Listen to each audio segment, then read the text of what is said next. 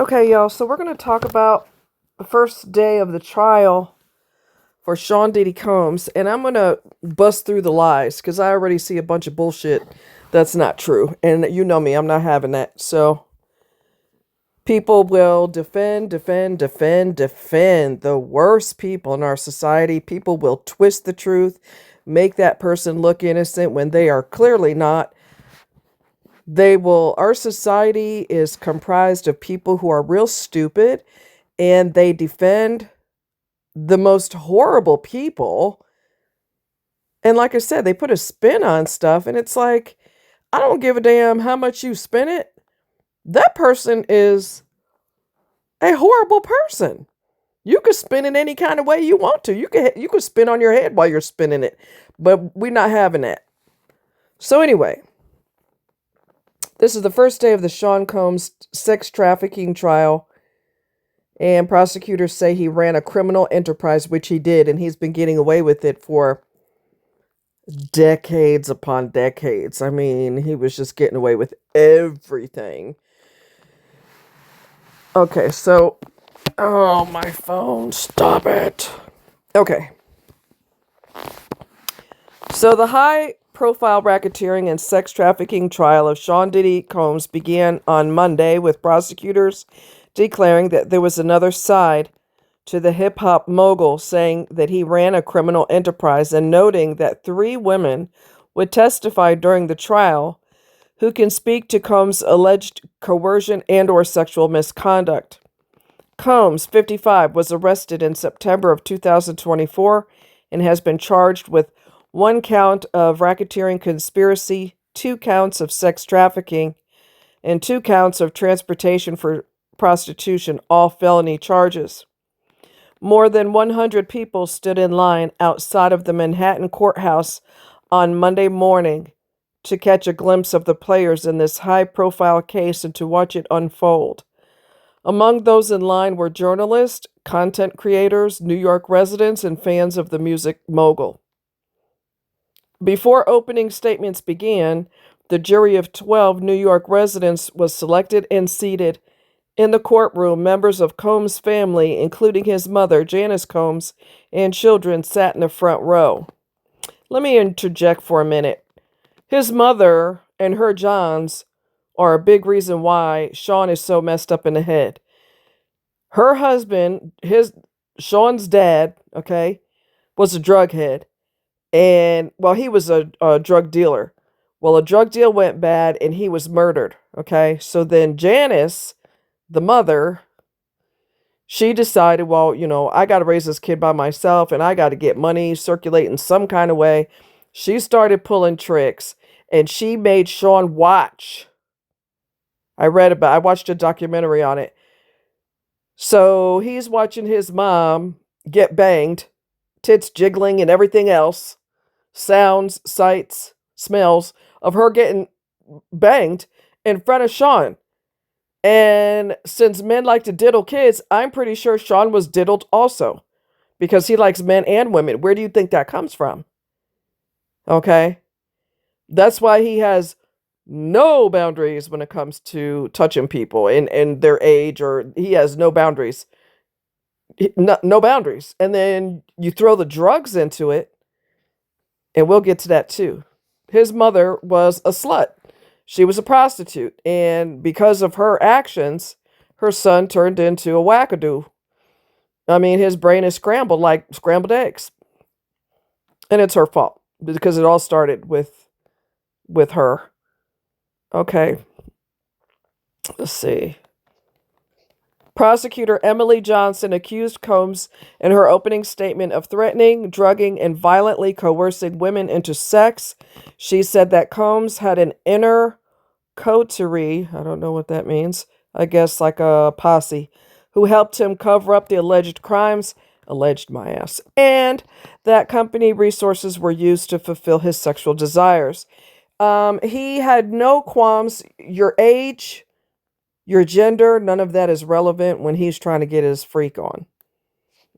And that's why I'm telling you, he was diddled as a kid, because his mother is a freaking whack job and turned her son into a whack job.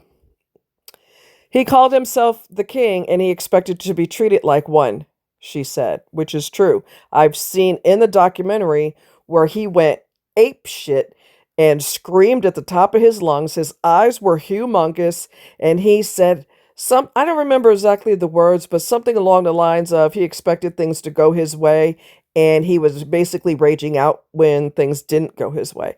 That might have been pertaining to the case of Cassie, where he beat her up in the hotel, and he paid the hotel a large sum of money to make that video disappear.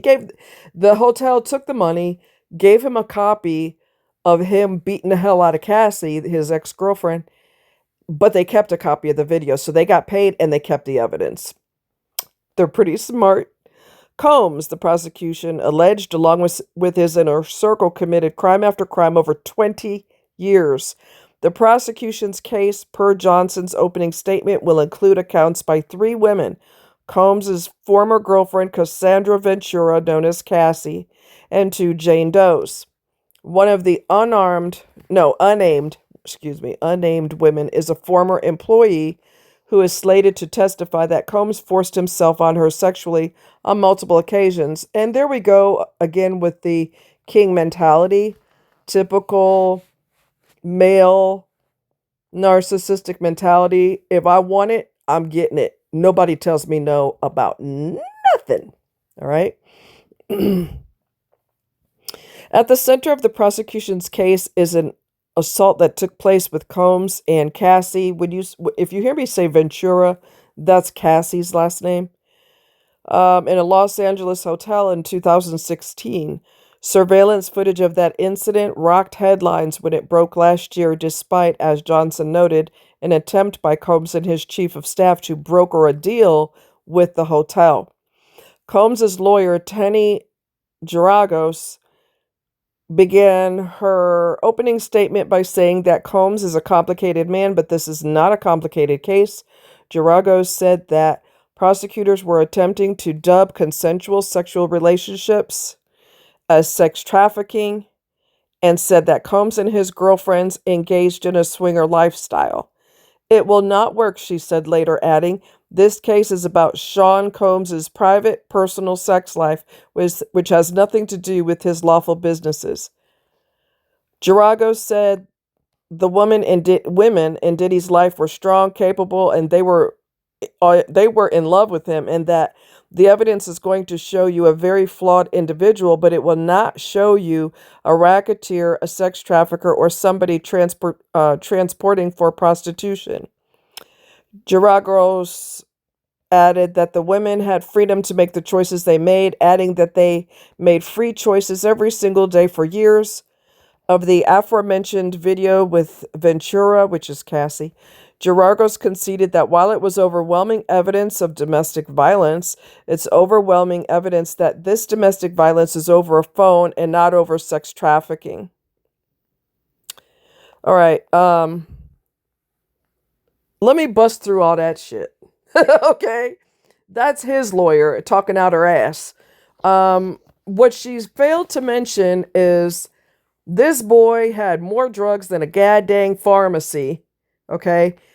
There was liquid GHB in the baby bottle, or I keep saying baby bottles, baby oil bottles, and he had so many baby oil bottles, it's not funny, okay? Scopolamine, I forget how you pronounce it, scopolamine, which is a drug that when given to you, you will comply with anything a person wants you to do, and you will not argue about it until it wears off. Then you will no longer be compliant. She didn't mention none of the drugs. She's acting like, oh, these are women that wanted him and they were in love. No, bitch. No, bitch. They were drugged. Don't leave that shit out. Don't you dare. Just because you don't mention it doesn't mean it's not evidence. Don't make me, you know what? Anyway, let me go back to the story.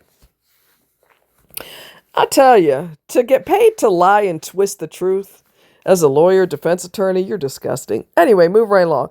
The first witness called after opening statements was Israel Flores, a Los Angeles police officer who was a security guard at the Intercontinental Hotel in March 2016 when Combs was seen on video physically assaulting Ventura, which, like I said, is Cassie. Flores testified that he was called about a woman in distress on the 6th floor and later found Ventura wearing a hoodie in a corner while Combs was seated with a devilish stare. Conveniently, his lawyer did mention nothing about that. Flores then said he escorted Combs and Ventura back to their room and testified that he witnessed Combs allegedly telling Ventura that she couldn't leave the hotel, but then shortly after telling her to leave. After Ventura left the room, Combs allegedly offered Flores money. He was telling me, "Don't tell anybody," Flores said, adding that he 100% thought Combs was bribing him. Well, of course he was, right? The jury was shown the hotel surveillance footage that was published by CNN last year of Combs wearing a towel, hitting, kicking, and dragging Ventura down a hallway. They were then shown images of the aftermath of assault, which included broken items and dirt on the walls.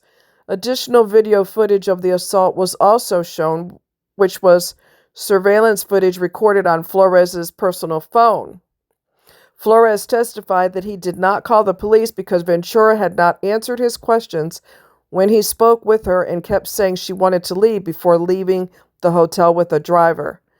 During cross-examination, Brian Steele, one of Combs's lawyers, questioned Flores on why his initial incident report did not mention that he had heard Combs tell Ventura she couldn't leave.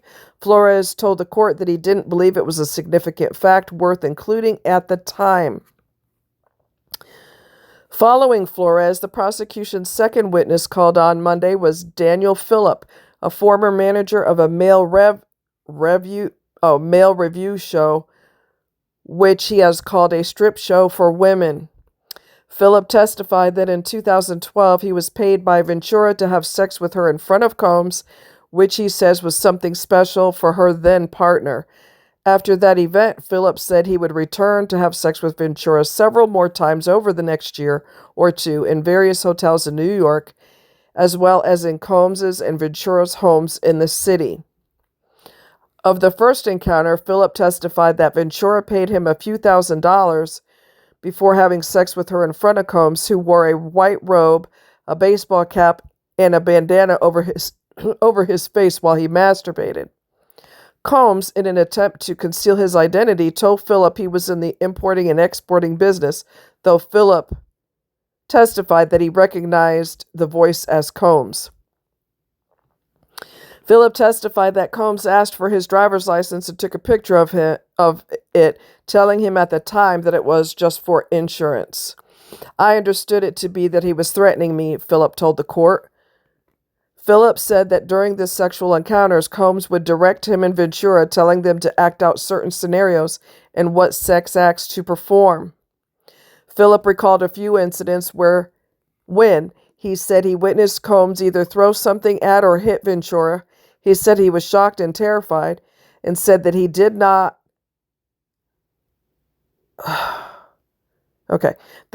intervene out of fear, as this was someone with unlimited power, and chances are, even if I did go to the police, that I might still end up losing my life. It's not like he hasn't murdered people before. Tupac, for example. Anyway, moving right along.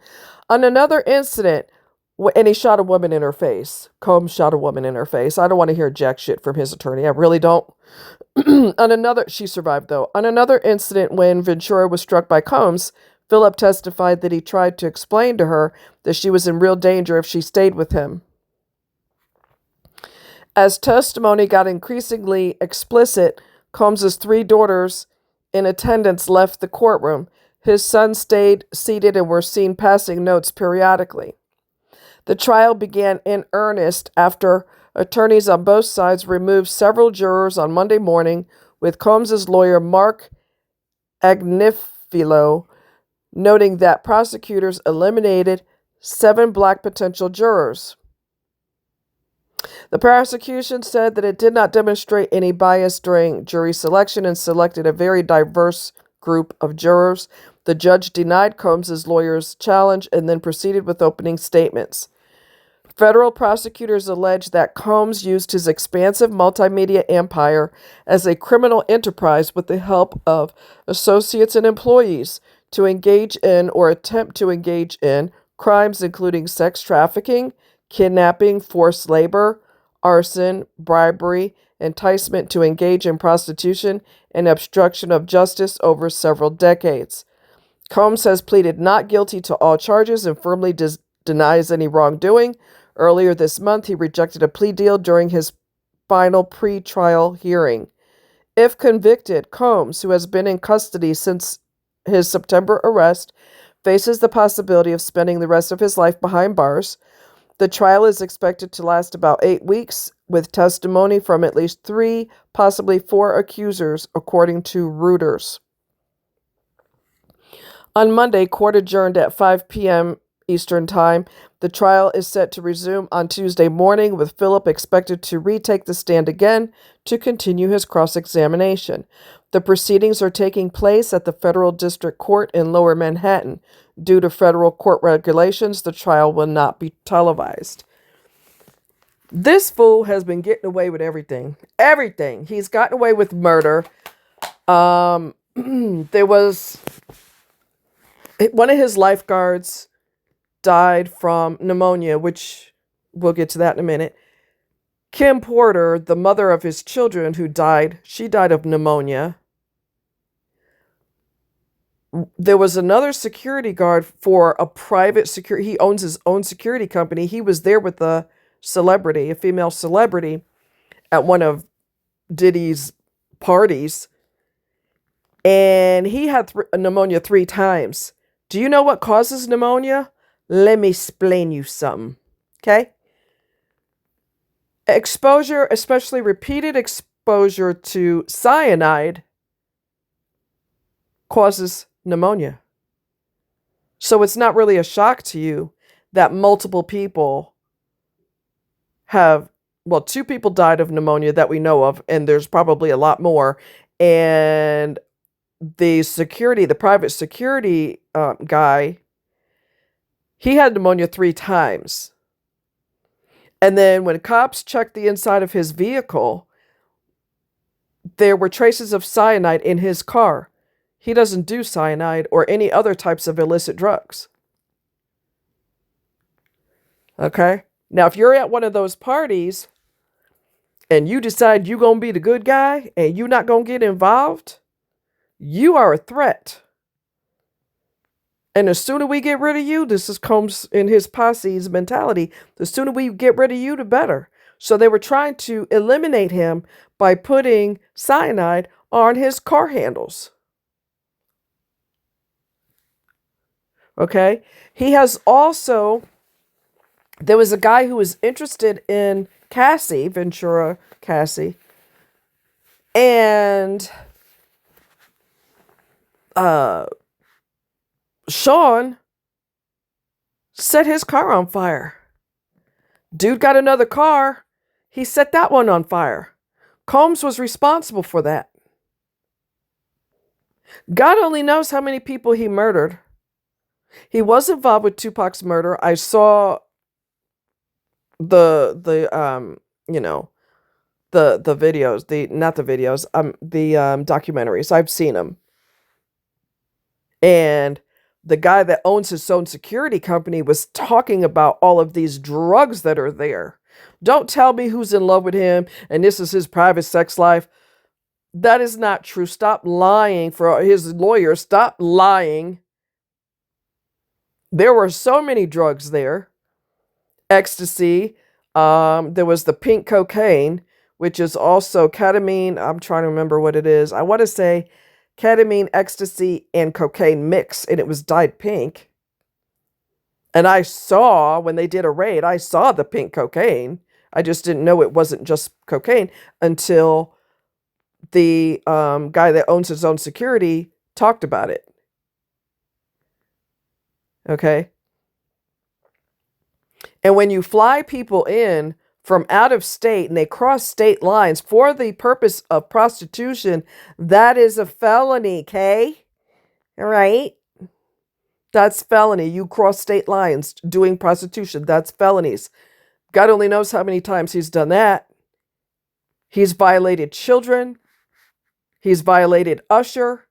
He also paid a massive amount of money to a famous, I don't remember if he plays basketball, but he's a famous, I don't know the guy's name, but he got, what, $10 million? I don't remember. He got a massive, massive, large amount of money from Sean in order for Sean to take advantage of him sexually. So he basically prostituted himself for Sean. For the right amount of money, people will sell their soul to the devil. Okay? There was also a teenage kid. I talked about this before. There was a teenage kid who was trying to break into the industry. Sean took him into another room. He also violated Justin Bieber and Usher, by the way. Usher used to live with him, and they would be laying in the same bed together, and the whole bit, okay? Sean took that teenager in another room, said, let's go in here, it's more private, and proceeded to have that kid drop his pants and was touching his privates. And the kid was like, whoa, what's going on? And Sean said, you're trying to get into the industry, right? There's no age limit. There's no gender limit. His mother got him on this trajectory. She could look in the mirror and blame herself for why her son is crazy now. You and your Johns, all y'all are responsible for why he acts the way he does. That's not an excuse. That is just where this crap started.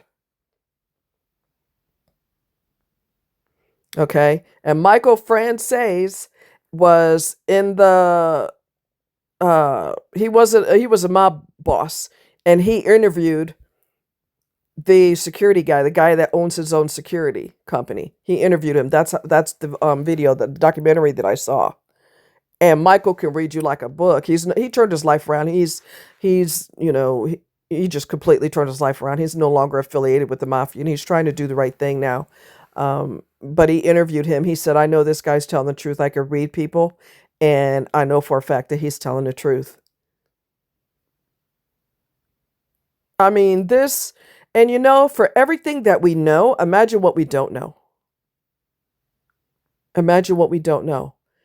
He has been getting away with everything.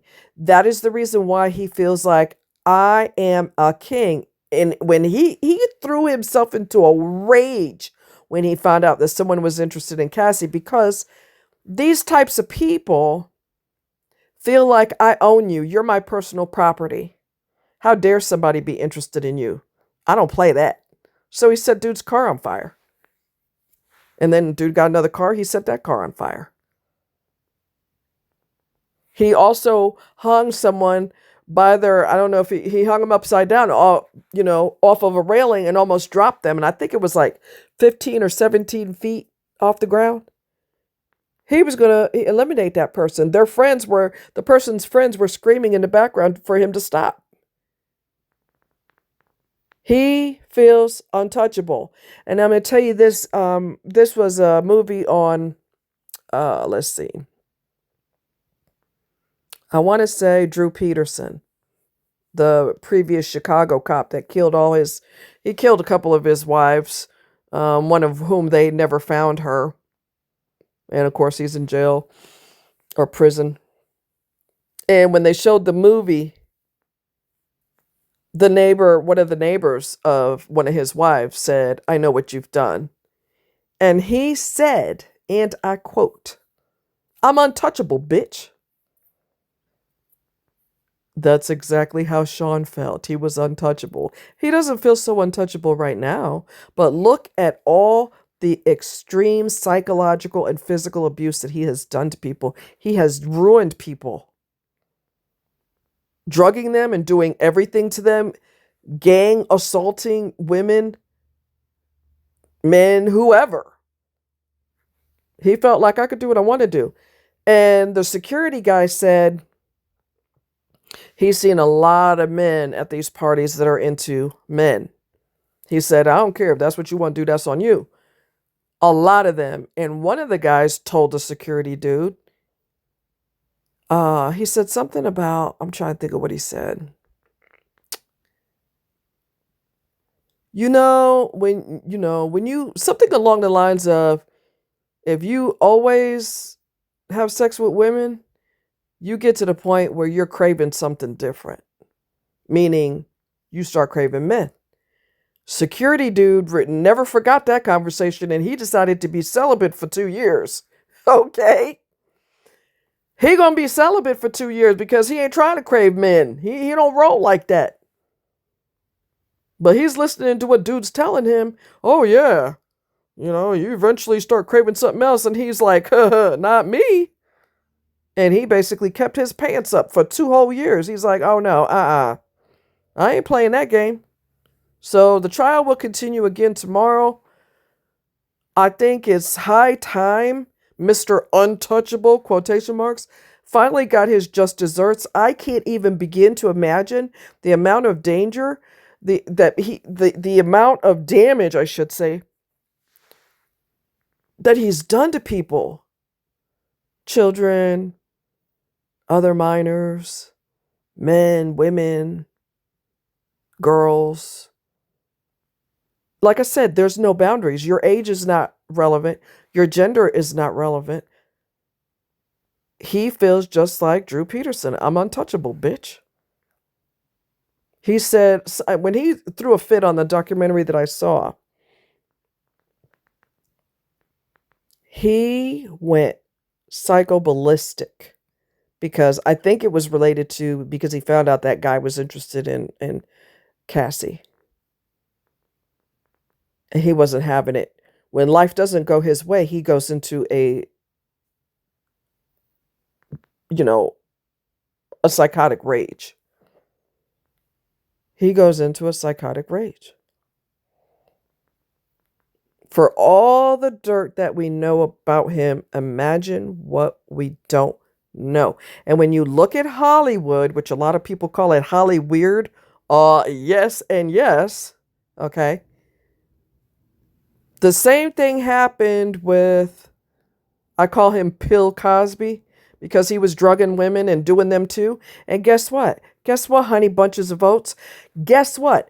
His staff knew that he was recruiting women so that he could drug them and take advantage of them. Harvey Weinstein did the same thing. Taking advantage of women. Probably drugged them too. I don't know. But this isn't an uncommon thing. Pedophilia, that is common in Hollywood also. There were pedophiles that got arrested that were involved with Disney. The Disney business corporation, whatever the hell you want to call them. There were pedophiles working for them. I mean, this is crazy as hell. So I hope to God he never sees the light of day. I hope to God they may not go after, investigate the murders that he has committed, because if he gets a large enough sentence, they won't go after, because he's already going to be serving a massive sentence, so they won't go on any other charges. But he needs to be brought on those charges because he eliminated people. Even if he didn't do it directly or had someone else do it, it doesn't matter. You put a hit on this person and that person's gone. And all these people around you are suddenly getting pneumonia, like it's falling out of the sky. And then we find out that he had cyanide, scopolamine, I think it's called. I'm probably not pronouncing it correctly.